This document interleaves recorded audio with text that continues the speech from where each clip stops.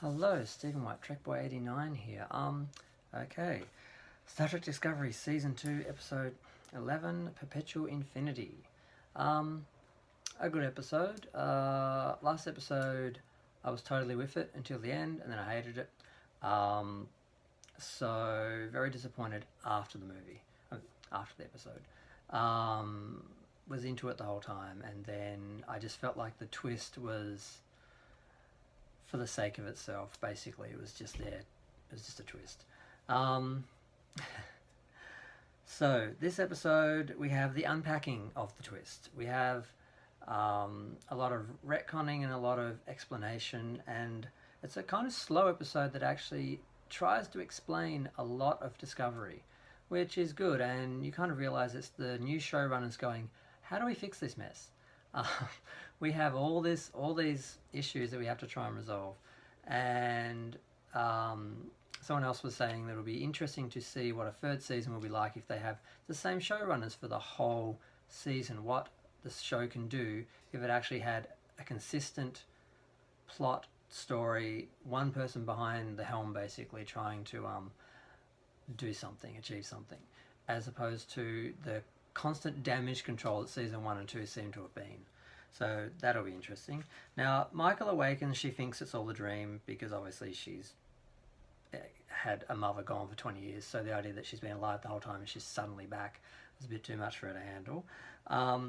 But Spock comes in and tells her basically, you're reacting like you, which is a nice sarcastic little moment which shows he knows her and he's just kick-ass and we love him. Ethan Peck is doing very well as Spock. He just needs to shave.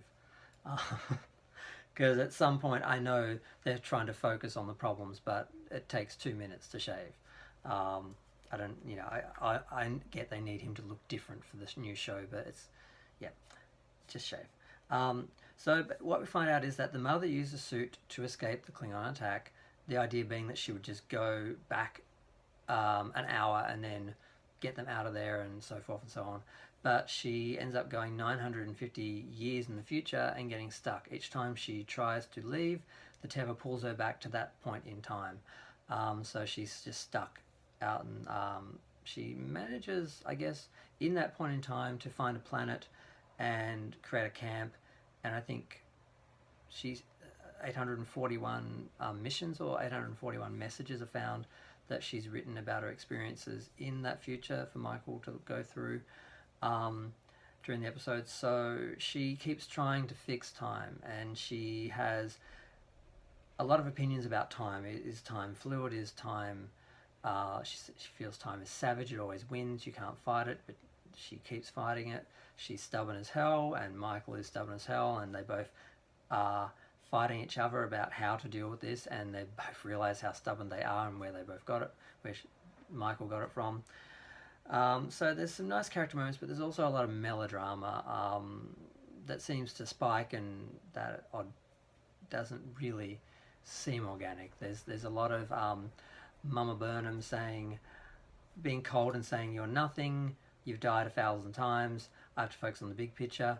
And then later on in the episode, when they have to do things, she's like, I did all this for you, I've watched you your whole life, I will not forget about you, I will not give up, because Michael needs to hear that to make a choice at that point. But obviously my reviews are all spoilers, so I'm going to go into that in a moment anyway. So yep, so she keeps getting pulled back.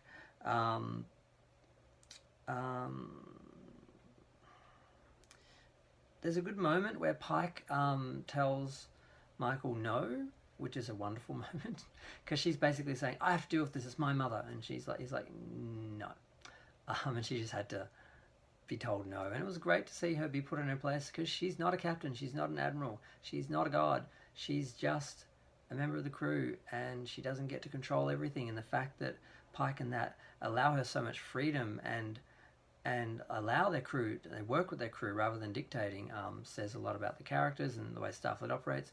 But at some point they had to bring her down to earth and have it not be all about her and not her in control of everything. She still ends up getting involved anyway, but Now, one thing we find out is that her mother put the sphere in their path, hoping that they would actually protect the data. So she's been affecting a lot of events in time over, I guess, a 30-year time period in their reality. But obviously, she's immortal on some level because she's in the future, going backwards to any point in time. Now, Control is using Leland with some Borg-ish technology, basically because the holograms which they were using are not good enough. They need a meat puppet, basically. So they use him. And that doesn't take very long before Giorgio sees through it and before Ash rebels against it. And he tries, basically, he wants the data, of course. He wants it sent to Control so they can use it. He tries to fool them into thinking they can protect it if Control has it, because they can't trust anyone else, and of course both being paranoid and Mirror Universe and Klingon, basically, yeah, they go for it on one level, but they eventually realise something's up. So Ash turns on him, stops the data. Giorgio takes over, but she stops it as well. He attacks Ash. I was hoping he died, but he just gets stabbed. He escapes in an escape pod later. Giorgio takes him on at some point, and it's a pretty good fight scene. And I'm saying "and" too much. I've turned into Alex Kurtzman. And oh, I've got to stop that. So yeah, the mother wants the data destroyed. Pike tries. He actually decides, yes, as great as this is, as much as important as this information is, as important as knowledge is, it's too dangerous, and there's no point having this knowledge if the whole universe is destroyed and can't use it. So, but then the actual sphere data creates its own protection devices and stops them, firewalls and such, and stops them from actually destroying it. So they have to find a way to deal with it. So they decide to transfer it to the suit and send the suit back 950 years in the future where it can't hurt anyone, but use dark matter to transport her mother out and back into their time. So they've got this plot, and while they're doing that, Leland is trying to download the data, and of course that gets interrupted. He goes down. He starts attacking them. They end up having to destroy the force field, release the mother, so she has a chance of saving herself or coming back. And that is sort of when, but just before that, where she gives Michael the whole "I do care about you, you do matter" speech, so that she can let her go, knowing that she's going to come back, she's going to try, she's going to keep fighting this because she does love her, she does want to come back. And it is emotional. It does seem very melodramatic, but it does seem to come from a real place on some level. But they do like their emotions melodramatic. It is very, yeah, it's a little bit too much at times, but you do get sucked in, but you feel like you're being sucked into a sudden emotional vortex and pop back out to the rest of the show. It sort of doesn't really, it's not organic to Star Trek, it's sort of out. And there's a lot of little interesting parts, like the mother says how Control sees her as a threat, and she words it the exact same way that Leland did, which is how Giorgio worked it out, although she already was having suspicions because she's not stupid.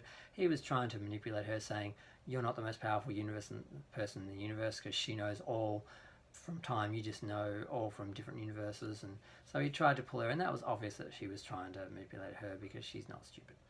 So so what do we get? Oh yes, we had other little tidbits. So there's a lot of talking, a lot of working things out, and we find out, of course, the reason why Spock was approached by her wasn't just because it's her son, Michael's brother, the relationships, all that's because of his combination of part human, part Vulcan, and dyslexia made him able to see her, speak her, perceive time differently, and her. So he was able to receive the messages she was giving him. So that resolved his whole "why me, why me."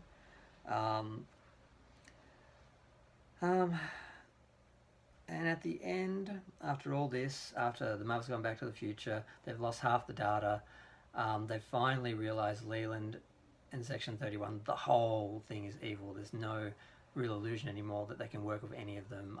Basically, do seem to have set it up as now Section 31 as an enemy, or at least with Leland in charge, being used by Control, that Control and Section 31 are one and an enemy now. So hopefully that'll help in it being destroyed on some level. So it will meet up with the Prime Universe. And an interesting thing during the episode is Giorgio refers to her counterpart as Prime Universe. So it's the first time in the show we've heard, I think, Prime used.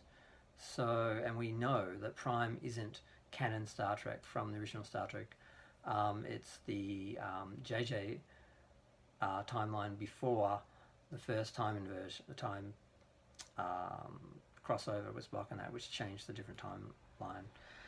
So there's lots of little interesting things like that.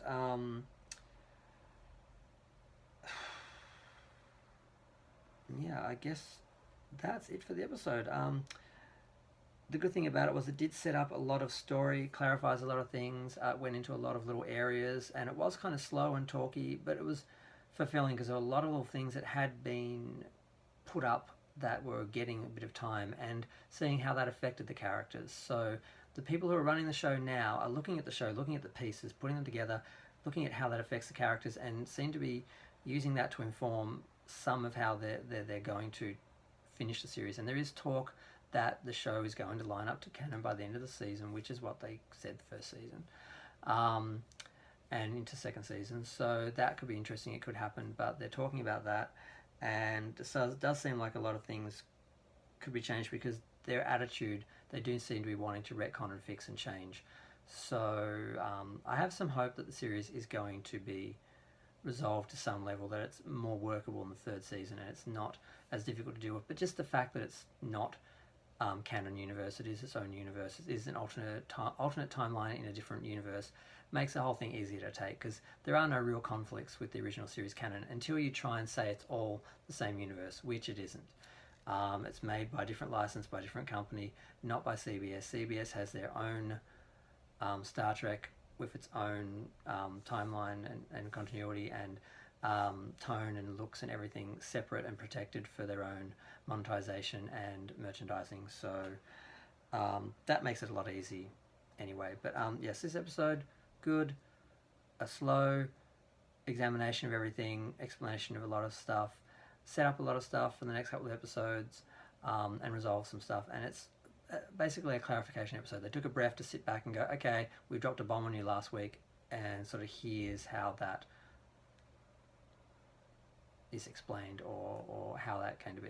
It's a nice change of tone for a second, but by the end of the episode it's back into the action, and the next 3 episodes are going to be fairly complicated, but they should answer a lot, and hopefully the series will end, season will end on a good resolution or a good point, even though I think they should just go with Enterprise and Pike and Number One. They should be dealing with that, or Giorgio in her own series, Prime Giorgio. They seem to be going in the wrong direction overall with the franchise, but that could change. They don't have the series orders yet, and we'll see where that goes. I'm sort of hopeful, but I'll keep following it. But thanks for watching. Hopefully it's going to get better, but I should be there to look at it all. Feel free to like, subscribe, or leave a comment. Thanks.